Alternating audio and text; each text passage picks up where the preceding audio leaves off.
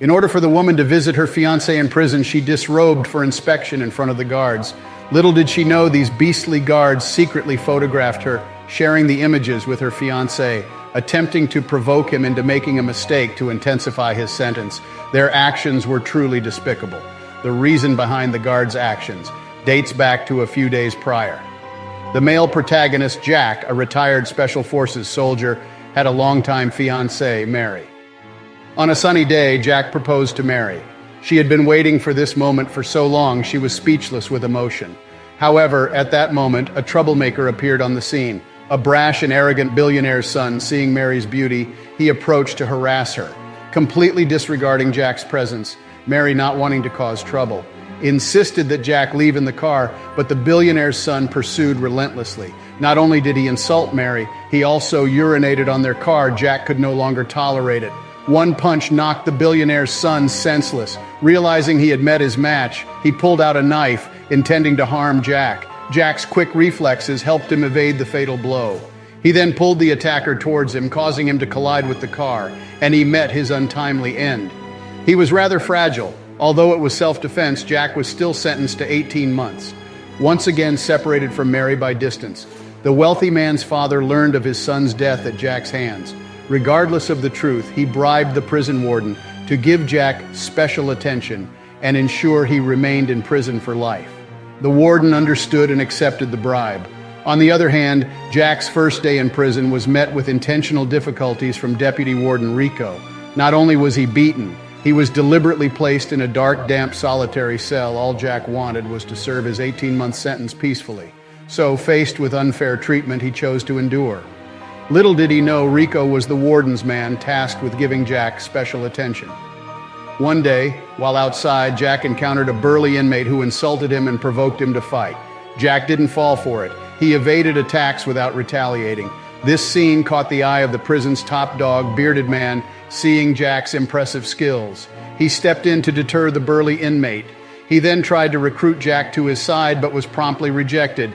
Bearded man warned him to survive in this place, he needed to join a team, find strength in numbers. Otherwise, there would be consequences. Jack remained unconvinced, still insisting he didn't want to cause trouble and merely wished to serve his 18 months peacefully. As time went on, Rico and his subordinates began their schemes. First, they took advantage of their positions to search Jack's cell, where they found a photo of Mary without hesitation. They insulted and humiliated her, then tore the photo apart in public. Jack was instantly furious, but restrained by the guards. However, Rico ordered the handcuffs removed. This move brought Jack back to his senses. Realizing Rico was trying to force him into a mistake, Jack suppressed his anger and didn't retaliate. Seeing their plan had failed, Rico and his trusted guards launched a physical attack on Jack. In the end, it was kind-hearted guard white guy who couldn't stand it anymore. He intervened to stop Rico, and the assault finally ceased, but trouble followed trouble. As a newcomer, Jack was targeted by a prisoner named Muscular Man during a shower. Muscular Man wanted to deeply connect with him. The fiery Jack couldn't tolerate such humiliation. He knocked out Muscular Man with a punch. But the next second, Rico appeared, taking the unconscious Jack to the warden. Clearly, Muscular Man was the warden's pawn. The warden advised Jack to recognize reality. He was the boss here, then ordered Rico to take action. At the critical moment, White Guy stepped in again, speaking up to save Jack. During his leisure time, Jack worked at the prison library, where he met a friendly inmate named Matthew. The two got along well and gradually became friends within the prison. Aside from Matthew, Jack had another friend that was inmate David, who came in with him. David was timid, often bullied by others. Jack stepped in to help, thus forming a deep friendship, but also offending other prisoners. One day, while cleaning the restroom, Jack was attacked. He quickly fought back, defeating the assailant in a few moves.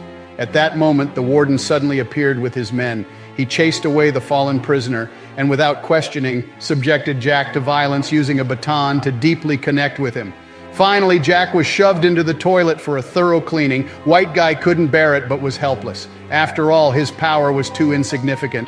Under this physical and mental pressure, Jack's mental state began to collapse. Whenever he wanted to give up, his thoughts would drift to Mary and Jack would regain his motivation.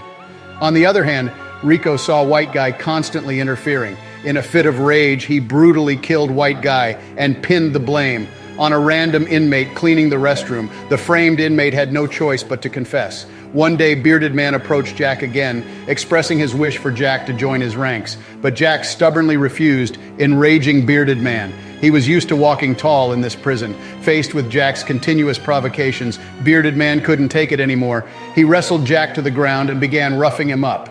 Meanwhile, the warden found Rico.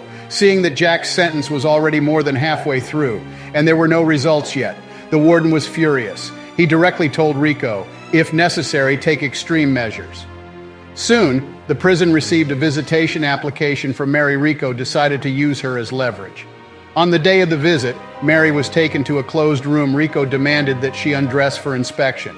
Seeing Mary refuse, Rico threatened to reject her visitation request. Having waited for more than 2 months just to see Jack, Mary didn't want to miss this opportunity. With no choice, Mary stripped down in front of Rico, finally getting the chance to visit Jack. However, Mary had no idea Rico had secretly taken photos of her naked and showed them to Jack. He was instantly furious. His emotions spiraled out of control. He screamed at them through the bars. Later, when Jack met with Mary, he was still upset, mistakenly thinking she was a promiscuous woman, intentionally undressing for the prison guard. Tears streamed down Mary's face as she felt wronged. She cried and told the truth. She had no choice but to do so just to see Jack. When Jack realized he had wronged his fiancée, he immediately apologized. Seeing this, Mary didn't blame him any further. The two reconciled and their relationship was restored. Failing to get to Jack, Muscular Man shifted his focus to David, dragging him to the kitchen storeroom and forcing a deep conversation. Unable to bear the humiliation, David joined Bearded Man's gang. He was handed a knife, encouraging him to stand up like a man. By chance, Jack witnessed this scene. He took the initiative to advise David not to do anything foolish, but now David couldn't care less. He wanted to take revenge for the humiliation he had suffered. Thus, when Muscular Man prepared to attack for the second time, he was stabbed to death by David in a frenzy. Seeing that Mary's incident couldn't break Jack, Rico directly sought the help of Bearded Man's gang, planning to kill Jack. Later, Jack was taken to an abandoned warehouse where he met Bearded Man. Bearded Man insulted him and even mentioned Mary. This completely infuriated Jack. He wanted to fight back but was restrained by Rico and his men. They dragged him onto a table, intending to destroy Jack's hands. However, they underestimated Jack. In the instant the hammer was about to fall, Jack reacted quickly, defeating Rico and his men with swift moves. But after the incident, Jack was also confined to a dark isolation cell for assaulting prison guards. In the isolation cell, Jack had no one to talk to. He faced the darkness every day and was frequently subjected to Rico's humiliation and beatings. Gradually, Jack's mental defenses crumbled. His mental state deteriorated, causing him to experience hallucinations. After an unknown period, the horrifying solitary confinement finally came to an end.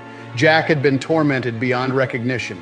A new prison guard came to take him back. Seeing Jack's condition after such torture, he naturally understood what had happened, hoping Jack could reveal the truth. At this point, Jack no longer trusted any prison guards. Jack went outside to enjoy the rare sunshine. Just then, David approached him, holding a knife in his hand. Turned out he was instructed by Bearded Man to kill Jack. Looking at the man who had once helped him, David, with a conscience still intact, couldn't bring himself to do it. Seeing this, Bearded Man was disappointed. To prevent the truth from being exposed, Bearded Man killed David that night to silence him. After learning about David's death at the hands of Bearded Man, Jack confronted Bearded Man the next day during their outdoor time, demanding to know why he had killed David. The atmosphere instantly became tense. Surrounding inmates gathered around Jack took the first move, punching Bearded Man's henchmen to show his determination. At this moment, the prisoners who had been oppressed by Bearded Man stood up. The situation was on the verge of spiraling out of control. Rico prepared to intervene, but was stopped by the warden who had witnessed the scene. Both sides were on edge, ready for a confrontation.